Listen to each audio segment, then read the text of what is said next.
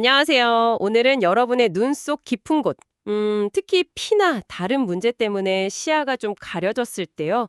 그 안에서 대체 무슨 일이 일어나고 있는지, 이걸 어떻게 알아내는지 그런 얘기를 좀 해볼까 합니다. 네, 안녕하세요. 저희가 여러 자료들을 좀 봤는데요.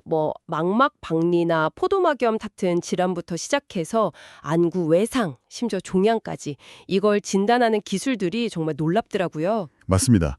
눈이라는 게 워낙 복잡한 기관이다 보니까요. 네. 때로는 이제 유리체 출혈이라던가 아니면 백내장이 아주 심하거나 각막이 뿌옇거나 하면 눈 안쪽을 직접 보기가 정말 어렵죠. 그렇죠. 오늘 저희가 바로 이런 상황에서 초음파라 MRI 같은 영상 장비들이 어떻게 그 숨겨진 문제들을 찾아내는지 그 원리랑 중요성 이런 데 좀 초점을 맞춰보겠습니다. 아, 정말 궁금한데요. 그럼 눈 안이 안 보이는 응급 상황, 예를 들면 외상으로 피가 났다거나 아니면 망막박리 같은 거요. 네, 대표적이죠. 이게 잘못하면 시력을 잃을 수도 있다고 하니까 빠른 진단이 정말 중요할 것 같은데 시야가 완전히 가려져 있으면 의사 선생님들은 어떻게 보세요? 바로 그럴 때 그때 이제 비스캔 초음파라는 게 핵심 역할을 합니다. 비스캔 초음파요? 네, 뭐랄까 잠수함이 음파 탐지기로 바닷속 보듯이요.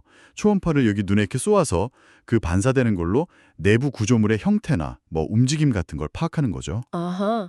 자료들을 보면 출혈이 아주 심하거나 다른 이유 때문에 안쪽 관찰이 전혀 안 될 때 이 초음파 검사로 망막이 제자리에 잘 붙어 있는지 아니면 혹시 다른 이상은 없는지 이걸 확인하는 게 거의 기본입니다. 그렇군요.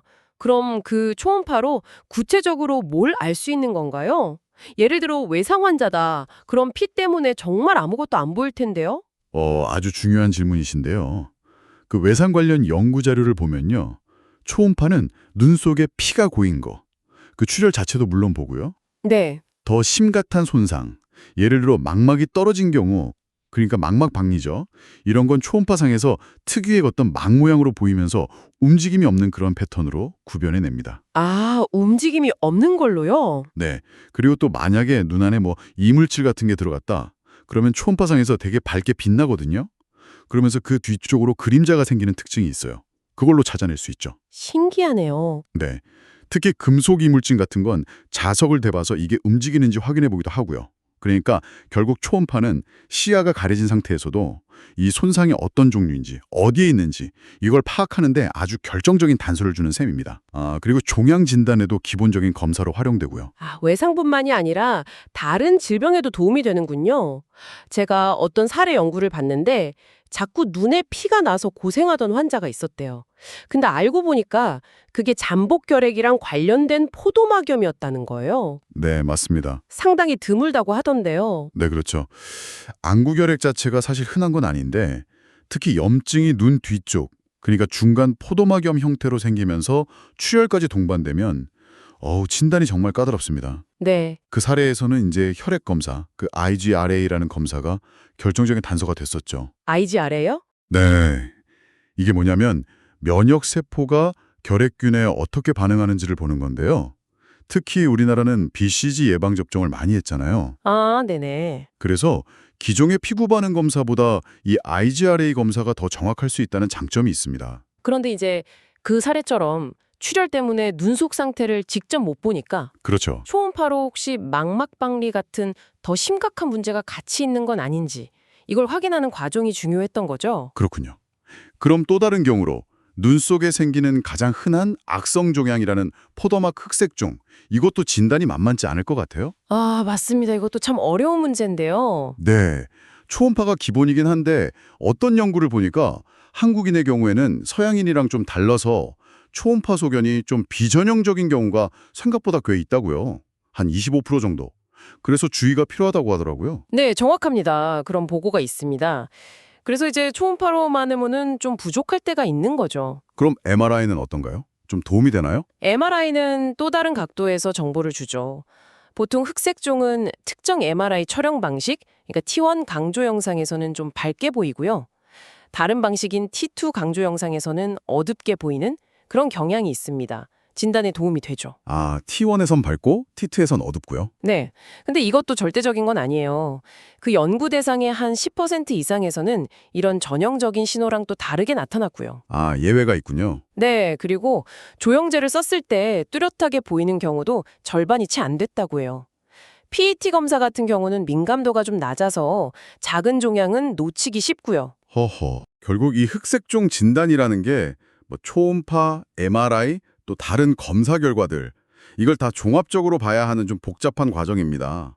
이야, 정말 기술이 발전하면서 요즘엔 신기한 장비들도 참 많더라고요.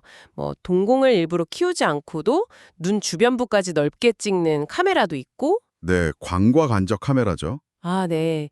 그리고 빛을 이용해서 망막 단층 사진 찍는 건 물론이고 조영지 없이 혈관 상태까지 본다는 그 빛간섭 단층 촬영, OCT, OCTA 이런 것들이요. 이건 어떤 점에서 혁신적인 건가요? 네, 그 OCT랑 OCTA는 정말 눈 검사 방식에 큰 변화를 가져왔습니다. 오. OCT는 빛을 이용해서 망막을 거의 뭐 수백 개의 단층으로 잘라서 아주 미세한 구조 변화까지 보여주거든요. 와, 수백 개요? 네, 마치 케이크 단면 보듯이 망막의 각 층을 아주 상세하게 분석할 수 있는 거죠. 그리고 OCTA는 여기서 한 걸음 더 나아가서요. 조영제 주사를 맞지 않고도 망막이랑 그 아래 맥락막 혈류 상태를 3차원적으로 파악할 수 있게 해줍니다. 조영제 없이요? 대단하네요. 네, 이런 첨단 기술 덕분에 뭐 황반변성이나 녹내장, 당뇨 망막병증 같이 실명 위험이 높은 질환들을 훨씬 초기에 그리고 훨씬 더 정밀하게 진단하고 또 치료 방향을 결정할 수 있게 된 겁니다. 정말 중요하죠? 그렇군요. 자, 오늘은 이렇게 눈 속을 들여다보는 여러 가지 방법들, 특히 시야가 좀 가려졌을 때 중요한 역할을 하는 초음파부터 시작해서 최첨단 OCT까지 쭉 살펴봤습니다.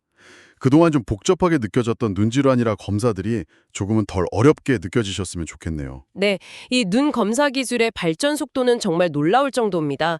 오늘 저희가 이야기 나눈 것처럼 단순히 눈의 문제뿐만 아니라 뭐 결핵 같은 전신 질환과 연관성을 밝혀내기도 하고요. 네, 어쩌면 앞으로 눈을 더 정밀하게 들여다봄으로써 우리가 아직 잘 알지 못하는 우리 몸의 다른 상태나 질병과의 어떤 숨겨진 연결고리들, 이런 것들을 더 많이 발견하게 될지도 모릅니다. 오, 흥미로운데요? 네, 여러분의 눈이 여러분 온몸의 건강에 대해서 또 어떤 새로운 이야기를 들려줄 수 있을지 한번 생각해 보시는 것도 재미있는 관점 아닐까 싶습니다.